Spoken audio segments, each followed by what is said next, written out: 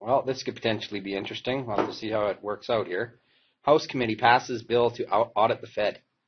The Republican-controlled Committee on Oversight and Government Reform approved a bill earlier today, this was yesterday, to allow for a congressional audit of the Federal Reserve's monetary policy. Proposal Fed policymakers have opposed and likely face a difficult path to final approval in the Senate. Under the bill, the Fed's monetary policy deliberations could be subject to outside review by the Government Accountability Office, or the GAO.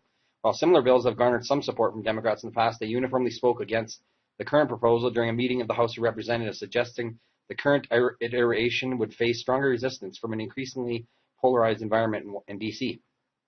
House previously passed similar versions in 2012 and 2014, dozens of Democrats joining nearly unanimous Republican support. Those bills both died in the Senate and would likely have faced a veto from Obama had they survived. Trump expressed interest in passing such legislation multiple times in the 26 campaign cycle, and the third time might be the charm. There's a couple tweets from Rand Paul, and wow, proponents of the bill argue the Fed wields too much power over the U.S. economy with minimal oversight. The opponents assert the Fed's decision should be informed purely by economic indicators and completely insulated from political pressure. And we presume those same opponents would argue that Yellen's decision to wait until just after the conclusion of the 2016 election to start hiking rates had absolutely nothing to do with politics.